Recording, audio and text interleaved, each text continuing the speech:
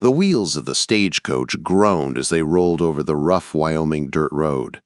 Every sharp jolt made Anna Whitmore grip her sleeping son tighter.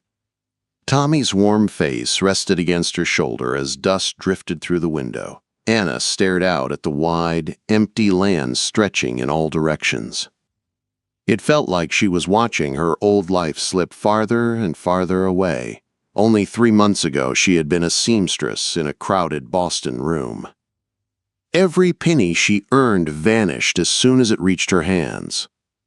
Hope was something she whispered at night, never something she lived. Now she sat on a stagecoach headed toward Bitter Creek Station to marry a man she had never met. A mail-order bride with her whole life packed into one trunk, 2 small bags, and a truth she feared might cost her everything.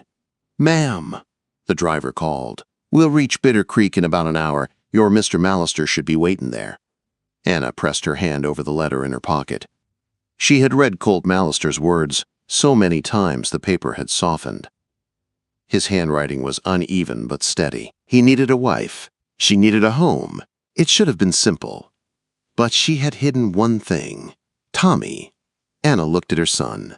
6 years old, gentle, curious, quick to smile. He had his father's dark hair, but none of that man's anger. Tommy deserved a good life, a safe life, a life better than the one she had escaped.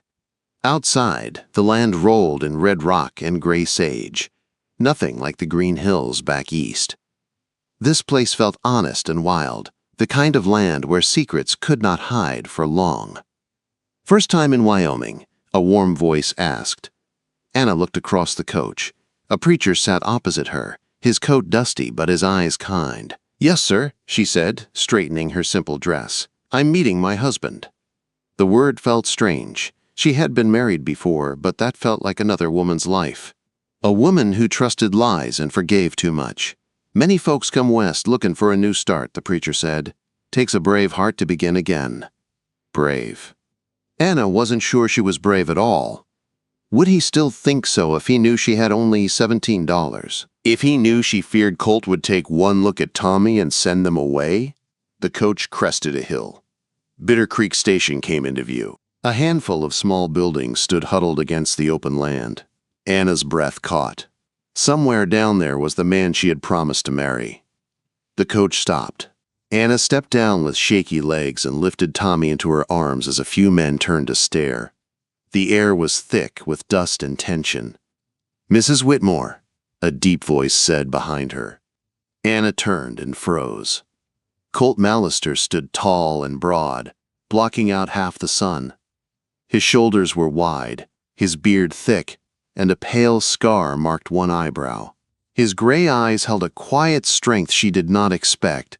His clothes were worn but clean, the kind of clothes a hard-working man lived in. "Oh," Anna said softly. "Mr. Mallister," Colt said with a small nod.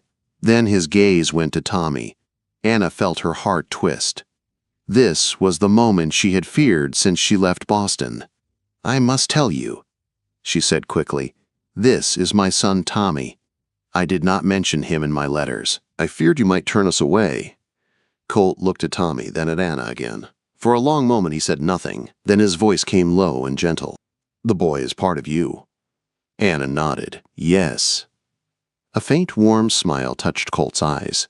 He knelt down so he could look Tommy in the eye. "Hello, Tommy," he said. "I'm Colt. How old are you?" Tommy's voice came small. "6, sir." "6 is a fine age," Colt said. "Old enough to learn to ride if you want to." Tommy's eyes widened. "Really?" "That's right," Colt said, then looked at Anna again. "The boy is part of you." "So he's part of me now. That's how it is." Anna's breath trembled. She had not expected kindness. For the first time since leaving Boston, hope touched her heart. "Thank you," she whispered. Colt stood and lifted her trunk as if it weighed nothing. Men nearby watched him with caution. They whispered. They stared at his scar. They stepped aside when he walked past, giving him space. "Mama," Tommy whispered, "is he a giant?" Anna gave a small smile. "Hush," she said softly. Colt helped her mount a gentle horse named Rosie. Tommy rode beside him in the wagon, asking questions about horses, jackrabbits, and the faraway mountains. "It feels so empty out here," Anna said quietly as they traveled. "Not empty," Colt answered, "just honest." She wondered if he meant the land or himself. But Anna did not yet know that the hardest part of her new life was waiting at Barren Ridge Ranch. Barren Ridge Ranch tested Anna in ways she never expected. The land was beautiful, but it was also wild and demanding. The house stood strong with thick log walls and a wide porch that looked out over miles of open fields.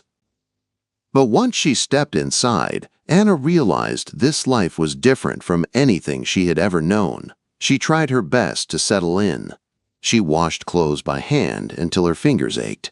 She worked the wood-burning stove that either burned too hot or went out too fast. She scalded her hand, trying to pump water from the stubborn well. And when she tried gathering eggs, she was chased by an angry red hen Tommy had already named Mrs. Angry. Every night she lay awake thinking Colt must see her as clumsy and foolish, but he never raised his voice. Not once. When the biscuits burned, he ate the parts that were not black. When the stew nearly caught fire, he showed her how to bank the flame so it simmered slow and steady. "Takes time to learn," was all he ever said. Tommy adjusted even faster. Within days, he was Samuel's shadow. Samuel, the old ranch hand with rough skin and even rougher humor, let Tommy trail behind him while he worked. He taught him how to feed the chickens, how to sweep the porch, how to watch the sky for changing weather. Anna often found the two of them sitting on the porch at sunset, Samuel whittling and Tommy staring in awe like he was watching magic. Colt was gone most of the day, working fences, feeding cattle, breaking colts, and fixing anything that needed fixing. Anna watched him from the window sometimes, his powerful figure moving across the ranch with quiet purpose. When he came home, he was gentle with Tommy, patient in a way that made Anna's fears loosen a little. But with her, he stayed careful, respectful, kind, yet distant. They slept in separate rooms. He gave her the larger room and took the smaller one for himself. Tommy slept on a cot at the foot of her bed. Some nights, Anna heard Colt's heavy boots pause outside her door before he walked away again. She didn't know if she felt disappointed or relieved. One afternoon, Colt came home early leading a young black horse with a white star on its head. A mare not fully trained yet.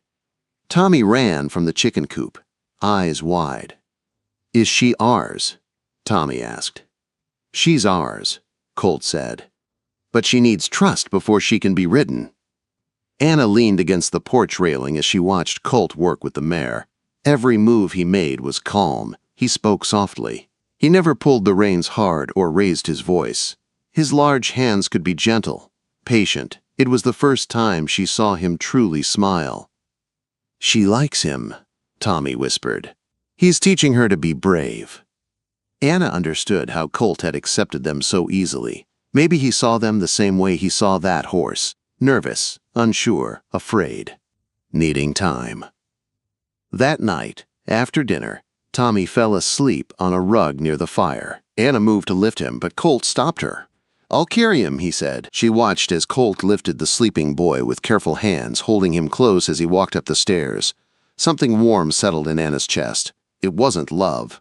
Not yet, but it was the beginning of trust. Days passed. A week later, Anna made her first trip to town. Colt stayed behind to fix a leak in the roof, so Samuel drove her. She wore her best dress, a navy wool one she had cleaned and pressed carefully. She held her chin high when she walked into the general store. But whispers started immediately. "That's Mallister's new wife," one woman murmured. "Heard she brought a child with her," another said. "Gossip says he ain't even Colt's," a third added. Anna ignored them and stepped to the counter. Vernon Pratt, the shop owner, offered her a slow, sly smile. "Mrs. Mallister," he said. "So nice to meet a lady from Boston." "Yes, sir," Anna said evenly. "Quite the journey for a widow like yourself." She stayed quiet, and her silence encouraged more cruelty. Mrs. Pratt stepped forward, tall and sharp-featured. "Mail-order bride, aren't you?" she said. "Quite the modern tale." Anna stiffened. "I wrote to my husband that I was a widow. That part is true." And yes, I chose to come west. And you brought a boy, Mrs. Pratt said with a thin smile. Did Mr. Mallister agree to that? He did, Anna said firmly. Kindly, too. Mrs. Pratt sniffed. Most men would think twice before taking on another man's son. Anna paid for her goods and walked out with her head high but her heart shaken. Why did it matter to these strangers that Tommy existed? Why did they hate Colt? What had he done to make an entire town stare at him with fear? On the ride home, she asked Samuel, the one man who always spoke true. What do people say about Mr. Mallister? Samuel chewed on a piece of straw for a long moment. They say he's dangerous. They say he has a temper. They say he near killed a man once. Anna felt cold. Did he? Samuel hesitated. He did what he thought was right. That ain't the same as been right. What happened? Anna whispered. Not my story to tell, Samuel said. But listen close. Colt's the best man I ever knew. Men ain't measured by what they done. They're measured by what they carry. That night, Anna found Colt sitting by the fire after Tommy went to bed. Shadows danced across his quiet face. She stepped closer. Colt, she said softly, what happened 5 years ago? His gray eyes lifted to hers. For a moment, she thought he would answer. Not tonight, he said, but soon. You deserve the whole truth. Then he walked up the stairs and left her standing in the firelight. Anna's heart tightened. Colt had taken on her son. He had given her shelter. He had offered her peace. But he carried something dark, something that stood between them like a wall. She would wait for the truth. But not forever. Days passed after Anna's unsettling trip to town, and though life settled back into a rhythm, something new hung in the air. Something quiet, but heavy. Colt worked as he always did, steady and strong, but his eyes carried a weight she had not noticed before. Anna sensed it each time he paused near her or lingered in the doorway before turning away. Then one evening, as the cold autumn wind rattled the windows, Colt finally broke the silence. "Let's walk," he said after dinner. Anna wrapped a shawl around her shoulders and followed him under a sky thick with stars. They walked toward the creek, the night full of the sound of wind brushing over the grass. Colt led her to a small clearing with a simple wooden bench. It faced the mountains and the narrow stream that ran through the land. It looked like a place built for memories. This was Margaret's spot, Colt said in a low voice.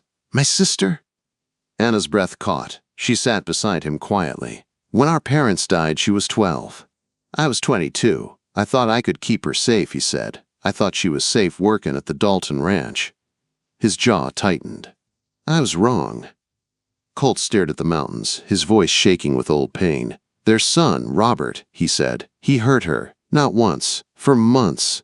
She was too scared to tell me. When she finally did, I snapped." Anna's heart ached at the rawness in his voice. "I found him in town," Colt said. "I beat him until they dragged me off him. I would have killed him if they didn't stop me." He drew a deep breath. "They gave me 2 years in territorial prison. While I was locked up, Margaret passed. They said it was pneumonia, but I know she died of a broken heart." Anna covered her mouth with her hand as grief washed over him. "I lost her," Colt whispered, "and when I got out, I swore I'd never care that much again." Anna stepped closer. Her voice trembled. "You didn't fail her. You fought for her." Colt shook his head. "You and that boy, you both make me feel things I buried long ago." Anna reached for his hand.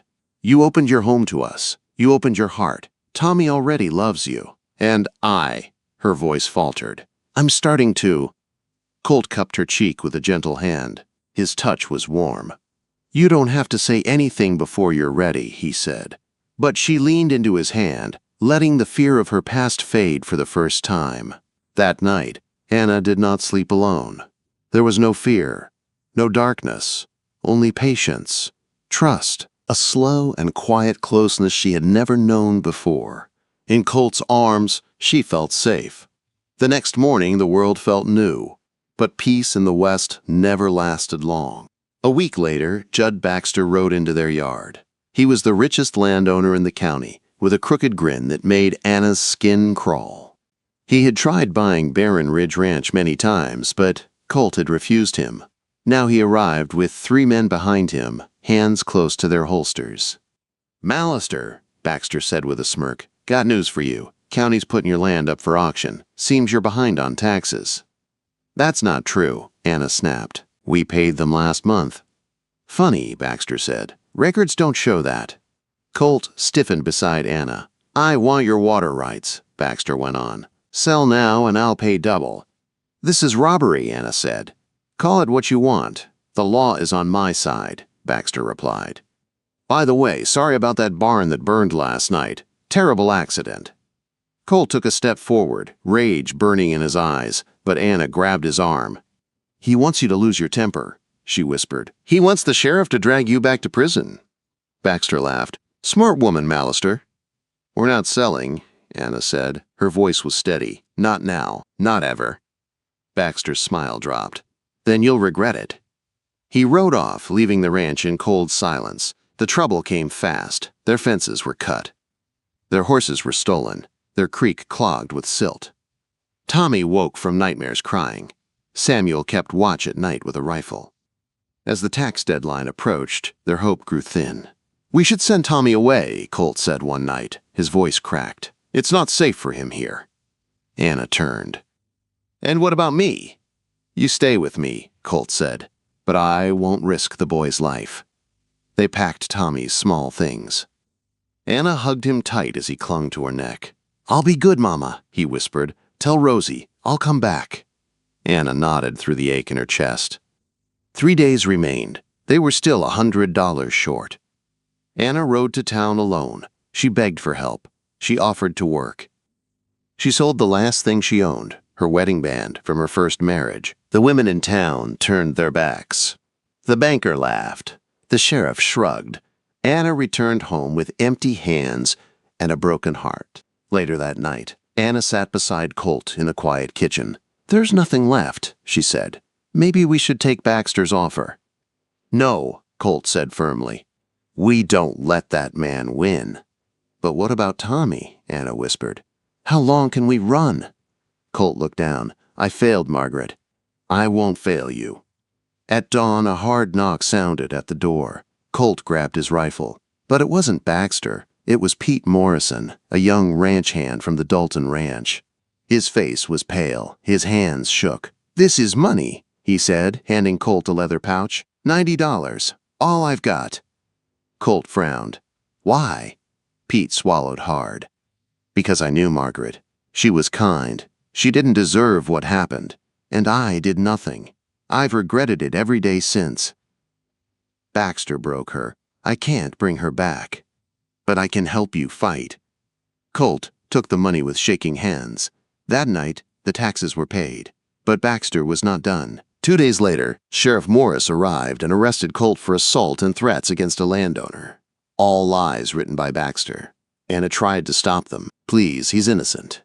"Sorry," the sheriff said. "Baxter owns half this town." Colt looked back at her as the cuffs closed around his wrists. "I'll get you out," Anna whispered. "I believe you," Colt said softly. Later that day, Baxter rode into the yard with a victorious grin. "You think you won," he said. Anna stepped toward him, eyes fierce. "Not yet," she said, "and not ever." 3 days later, Colt returned home. Pete Morrison and Samuel had given testimony to the sheriff. Baxter was exposed for fraud, theft, and corruption. His own men turned their backs. The banker confessed. The town finally saw the truth. Baxter was arrested. On the day he was taken away on the prison wagon, Anna, Tommy, and Colt stood together on the porch, side by side, unbroken. That night, Anna lay beside Colt as Tommy slept in his own room. "I was wrong," Anna whispered, placing her hand on Colt's chest. "This wasn't just a second chance for me. It was for you, too." Colt kissed her hair. "You saved me." "No," Anna said. "We saved each other." Spring came. New life grew in the land and in Anna's belly. Tommy laughed again, helping Samuel train young colts.